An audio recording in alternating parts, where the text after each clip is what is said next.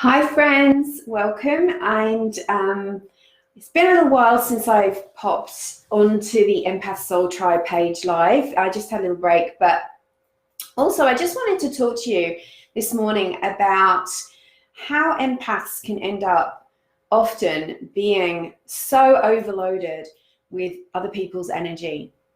Like sometimes you can feel as if you're going through something, you've got so much, you feel depressed, you feel anxious, you feel stressed, and you can't quite pinpoint where that energy is coming from. You might feel a little bit down and you think, okay, what is it that's brought me down? And of course, you'll find something. Whatever you look for, you will find. So if you look hard enough, that negative energy that has appeared in your energy field will attach itself to something. So it might be your self-esteem, it could be something someone said to you, it could be that you're just feeling a little bit tired, but it feels like the emotion or the reaction inside your body feels so much stronger than what it is that you've actually been feeling. So it's like there's a disconnect there. Now, the reason for that is that empaths, often from a tiny child, have been the scapegoat for their family or for the group of people that they live with or spend the most time with. And that's because you have been born, you've come through with awareness. You've come through with this high sensitivity and this ability to feel your emotion and to feel what other people are feeling, even if they're not expressing it, even if they don't know themselves.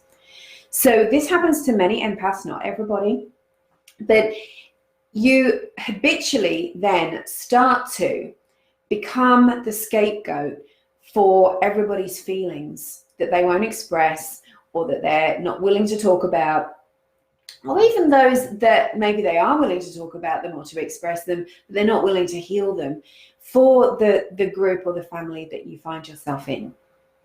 And to some degree, that is useful, kind of in a dysfunctional way, because you're actually sort of acting as a little cleanser or a processor of those energies and emotions. And this could be happening with your children too. You have to watch it with really sensitive children.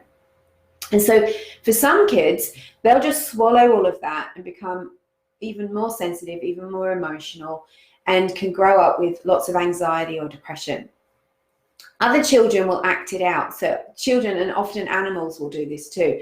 They'll act out the unconscious, unhealed, unexpressed energies and emotions that are going on inside their household or their school or wherever they are. So it can come out in two ways. It can come out as you feeling like it's all your fault, that you take it all on, you're carrying it with you, and you feel like on some level there's something deeply wrong with you. And it expresses as anxiety, or expresses as depression, or even as an illness. Or it comes out in a kid that rebels, acts out, gets extremely angry, and all of these other behaviors.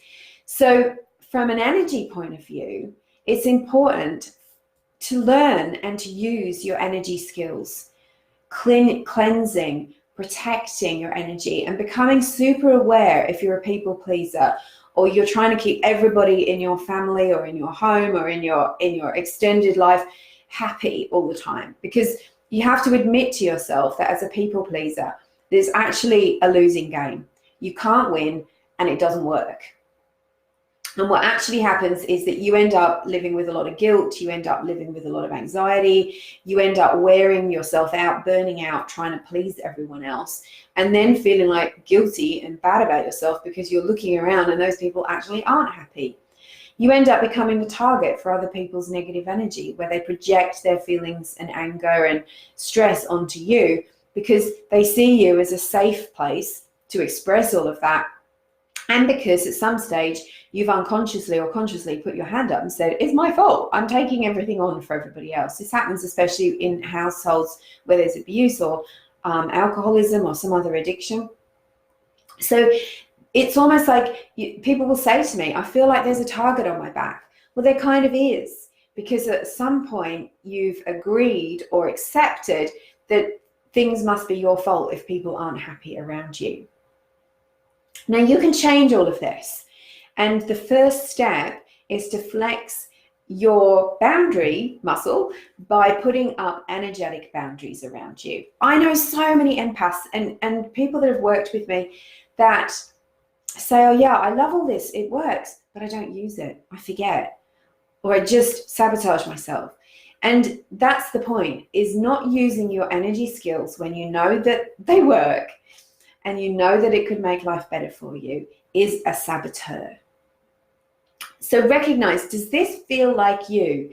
Do you feel like a scapegoat sometimes? Do you feel like you get the brunt of other people's negative energy? Do you feel like you sometimes are a bit like a sponge and you soak up all of the pain and the stress for everyone else, and then you don't know where your boundary is, like what's mine and what belongs to everyone else, and I just feel like crap and I don't know what to do with it? That's scapegoating. So the very first step that happens that you need to do to get your power back is to decide, I'm going to rip up that imaginary energetic contract that says that I'm going to be the scapegoat for everybody else.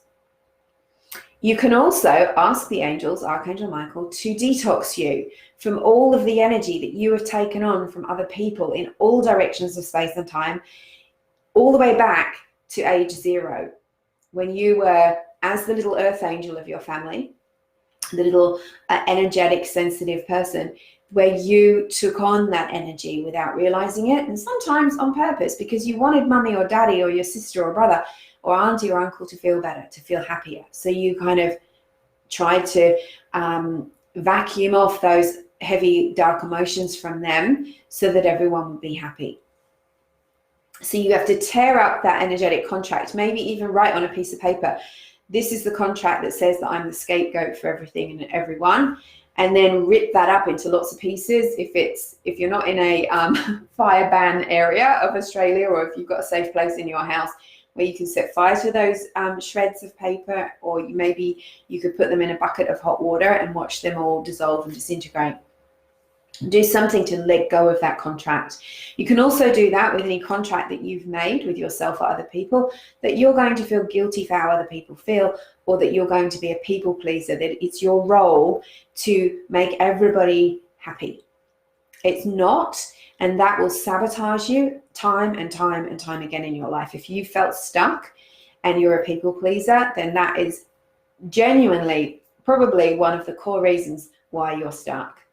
Because it's actually mission impossible, and it's also not your job. We are all living our own lives, doing our own journey, living our own lessons. And if we take the lessons that other people are meant to be living and try to fix them for them, unless you're a healer and somebody is coming to you, but even then I'm not fixing people's problems. I'm facilitating them to heal themselves and bringing through the healing energies that are needed to support that. But I'm not fixing anybody, because it's not my job. It's not your job to fix things for people, because if you do, you're actually stealing the soul journey that they're on, because they've got to, sometimes someone's got to feel the pain strongly enough in order to do that healing, in order to make the changes that are necessary for them to come out of that toxic state, that addiction, that abuse cycle, whatever it is. So you can only offer a hand, but you can't do it for them. And if you do, you're actually siphoning your positive energy into somebody else, and that energy starts to get warped. You can even take on their karma, and you become a scapegoat again. So if you're doing that for anybody, rip up that energetic contract and clear it. Ask for the angels to detox you, to put you in your energy, ground yourself, and put that other person in their energy. And then refuse to do it from there on in. If you can feel other people's pain, you can bless them, you can say prayers for them. That's really super powerful. But that's not doing it for them. You can ask the angels to help them. That's really super powerful. But make sure that at the same time you're doing really good self-care, and you're also blessing yourself and asking for help and protecting your energy.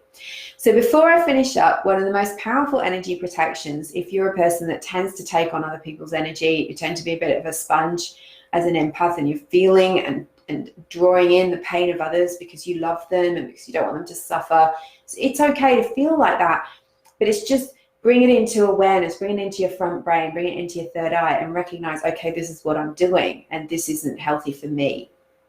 If you're a person that does that, first do the detox as suggested, then meditate and surround yourself in an energetic mirror ball. And the mirror ball is really powerful, but I like to add a pink light to that mirror ball because the mirror ball wants to be reflected with love. Someone wrote to me recently and said, oh, thank you. I'm using your techniques that you suggested in the free Empath Masterclass, and I'm sending people's pain back to them. And I was like, ooh, that's not really what I meant. When you put the mirror ball around you, everything that you send back with love. And in that way, you're setting that intention that you're not harshly just flinging people's negativity back at them. And especially if you're a healer. And if you're a healer, your job is to help that person release and transmute. Transmute means to transform, to turn into a healthier energy, to give to God and the angels so that they can transform that energy for you. You don't do it. The angels do it. If you've been healing someone and then you send their negative energy back to them, then you're not healing them, are you? So you surround yourself in the mirror ball and say, I'm no longer going to be a scapegoat. I'm no longer going to be an empathic sponge for other people's pain. I send their energy back with love, and I ask for healing for all. And that way, that person might not be able to pass it on to you, which is the point, but that might then enlighten them to realize, do you know what? I've been carrying some anger around with me for 25 years, and it's time for me to let that go. I'm going to see a healer. I'm going to do some work. I'm going to start meditating. I might go for a run. Those thoughts will come to them. But if you just take it, then you're not allowing them that joy and that growth and that reality. So sending you lots and lots of love, wishing you a happy Christmas. And as I said, I've done the reading for today. That's on my main page at Rachel Skoltok. Just search at R Skoltok and you'll find it. I'll also be sending that out in my newsletter. If you want to find the Empaths Masterclass, go to my website, sign up for it, and it will come free to your inbox. And if you want to dip into the 10-day challenge again, I'm leaving that up for another month so that people can randomly tap into that or watch the whole lot again. There's a lot of this kind of information in those videos. And they're all very short. And if you would like some help, a healing or a reading, a soul clarity session, then get in touch with me. I'm working, obviously not Christmas Eve, Christmas Day and Boxing Day, but I will be working through January. So happy to help you. So have a wonderful, wonderful Christmas and holidays, and I will see you in the new year. Angel blessings.